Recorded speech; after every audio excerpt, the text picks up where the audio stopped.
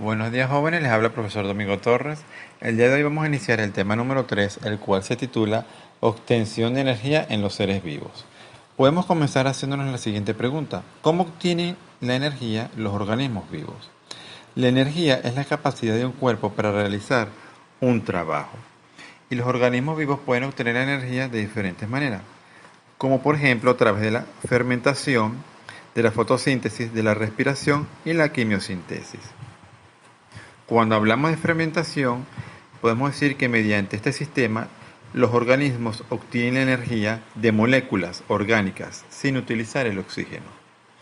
A través de la fotosíntesis, este proceso que implica la formación de compuestos orgánicos a partir del CO2 y el H2O mediante la energía de la luz solar. Por la respiración, tanto aeróbica como anaeróbica, la energía proviene también de la descomposición de moléculas orgánicas. Y por quimiosintesis, la energía necesita para reproducir el CO2 a compuestos orgánicos y proviene de una oxidación o descomposición de la materia orgánica. Los seres vivos requieren de la energía para cumplir funciones vitales, tales como el desplazamiento. La fermentación. Los primeros organismos que se desarrollaron en los mares primitivos tenían como único recurso para vivir las sustancias contenidas dentro de los mismos mares.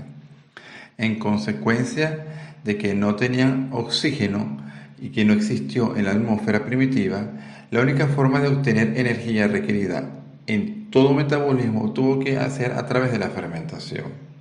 Las características de la fermentación consisten en la obtención de energía de las moléculas orgánicas sin utilizar el oxígeno. Pasteur la definió como la vida sin oxígeno o anaeróbica. Mediante la fermentación, los seres vivos obtienen energía rompiendo las moléculas orgánicas en otras moléculas más pequeñas. También tenemos la fotosíntesis y su importancia en la evolución. La fotosíntesis fue consecuencia de una etapa superior en el proceso evolutivo. Los organismos podrían fabricar los azúcares a base de anhídrido carbónico, CO2 y agua H2O, más la energía solar. Luego con el amoníaco y nitratos con fuentes nitrogenadas formaron un conjunto de compuestos orgánicos indispensables.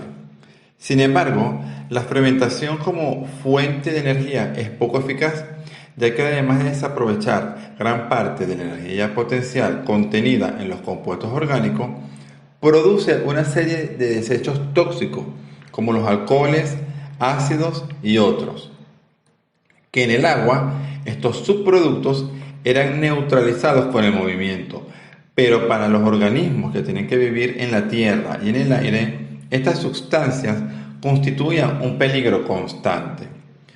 Uno de los subproductos en la fotosíntesis es el oxígeno. Al producirse este gas, los organismos pudieron disponer de él como una fuente de energía mucho más eficaz que la fermentación. También tenemos los mecanismos de fotosíntesis. La fotosíntesis implica una reacción de óxido-reducción entre el anhídrido carbónico, el CO2, y el agua H2O, bajo la acción de la luz solar como fuente de energía y en presencia de la clorofila como un catalizador. La fotosíntesis de las plantas consiste básicamente en la transferencia del hidrógeno del agua al anhídrido carbónico. Fase luminosa o fotofosforilación. Vamos a ver en cuántos pasos se desarrolla esta fase. Tenemos la activación de la clorofila. Al incidir los rayos solares en las moléculas de la clorofila, esta pierde un electrón de sus átomos. El electrón, a su vez, toma la energía del fotón de la luz y se desplaza en su órbita normal. El electrón desplazado se encuentra entonces cargado de energía, por la cual se dice que está en estado de excitación. Dentro del cloroplasto, el electrón excitado pasa por una cadena de transformadores y pierde energía y regresa de nuevo a la clorofila. Luego viene el almacenamiento de la energía en el ATP. La energía liberada por el electrón es captada por ciertas sustancias químicas como el adenosindisfosfato, el ADP, el cual al adicionar un fosfato en su molécula se convierte en adenosín trisfosfato, el ATP. A su regreso a la clorofila, el electrón excitado pierde nuevamente la energía, formándose así otra molécula de ATP. También tenemos la ruptura de las moléculas del agua. La energía que se libera por la clorofila provee la fuerza necesaria para separar los átomos que constituyen las moléculas de agua. Esta ruptura requiere de una gran cantidad de energía, la cual es suministrada por la clorofila activada. El hidrógeno del agua es fijado por el NAP. El agua al ionizarse forma iones de hidrógeno, hidroxiles y electrones. En el cloroplasto los iones son captados por un compuesto llamado nicotamín, adenín, dinucleótido fosfaro, que es el NAP, que desempeña el papel de aceptar el hidrógeno. De esta forma, el NAP se transforma en nicotamín, adenín y dinucleótido fosfato reducido, al recibir dos hidrógenos provenientes de dos moléculas de agua que se han ionizado. Fase oscura o quimiosintesis. Esta fase la podemos explicar a través de una serie de procesos o pasos. Por ejemplo, la fijación del anhídrido carbónico CO2. Cuando el CO2 llega a los cloroplastos, se une a un compuesto que existe en dichos orgánulos, el cual está constituido por un azúcar con 5 átomos de carbono y por dos grupos fosfóricos, la ribosa disfosfato, el RDP. El RDP se puede considerar como una sustancia aceptora del CO2. El resultado de esta reacción es un azúcar con 6 átomos de carbono muy inestables, que muy pronto se divide en dos moléculas de un compuesto de 3 átomos de ácido fosglicérico, el PGA, que es el primer producto estable producido por la fotosíntesis. El PGA se transforma en PGAl. El PGA se une al hidrógeno liberado por el NAD para formar una molécula de fosfogliceraldehido, el PGA, o triosa de fosfato, y una molécula de agua. La energía que requiere esta reacción es suministrada por el ATP, que se divide en ADP y ácido fosfórico.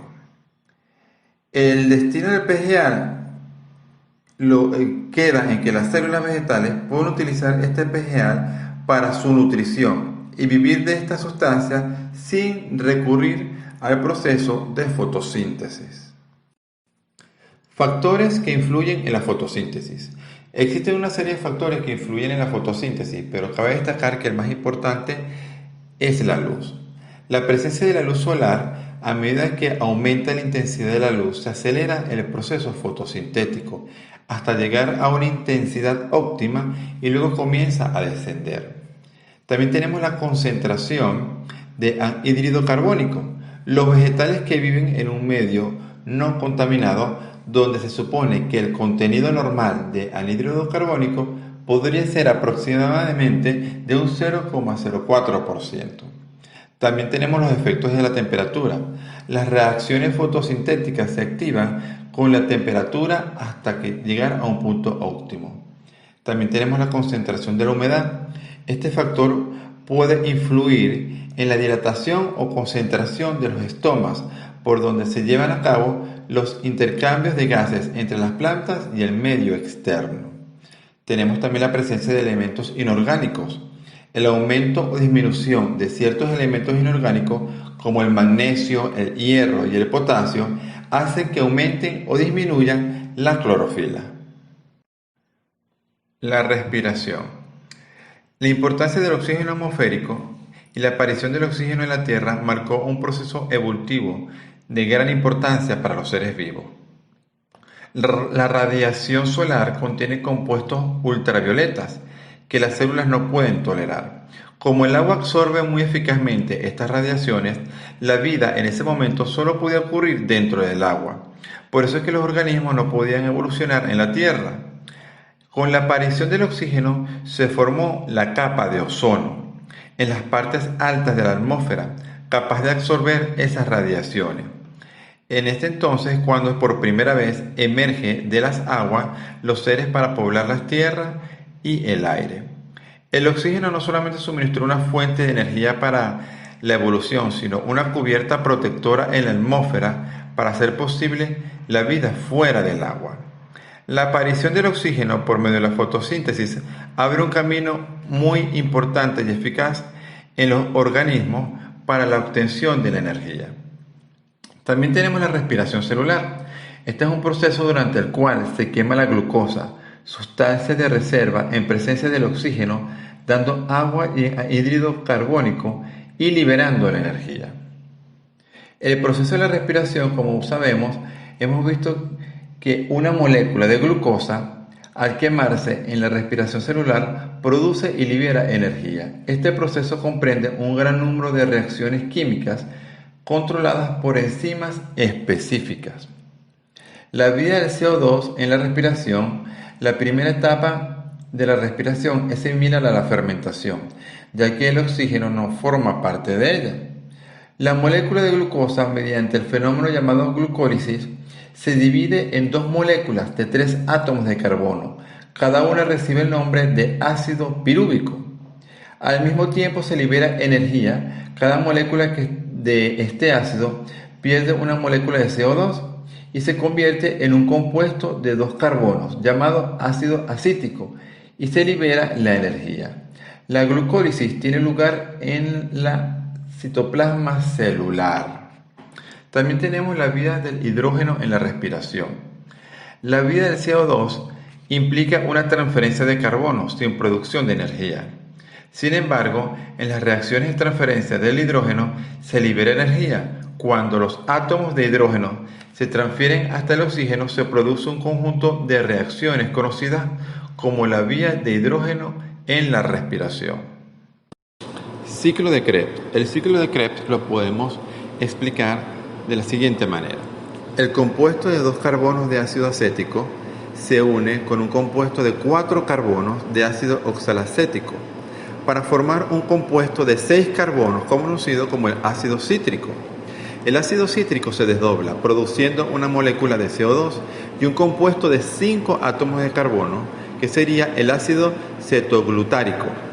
El compuesto de 5 átomos de carbono se rompe originando una molécula de CO2 y un nuevo compuesto de 4 carbonos que sería el ácido succínico, luego el fumárico y por fin el ácido oxalacético, que se combinará de nuevo con otra molécula de 2 átomos de carbono, el ácido acético, para reanudar de nuevo el ciclo tal cual como lo podemos observar en el gráfico. El ciclo de Krebs es la ruta central común para la degradación de los restos de acetilo, que serían 2 átomos de carbono, que derivan de los glúcidos, ácidos grasos y aminoácidos. A continuación, deben realizar las siguientes actividades en su cuaderno. ¿En qué consiste el proceso de fermentación? ¿Cómo obtienen energía los organismos vivos? ¿Cuál fue la importancia de la fotosíntesis en la evolución? ¿Cuáles son los factores que influyen en la fotosíntesis? Menciona las fases de la fotosíntesis y en qué consiste el ciclo de Krebs. Bueno, jóvenes, muchísimas gracias. Nos vemos en un próximo encuentro.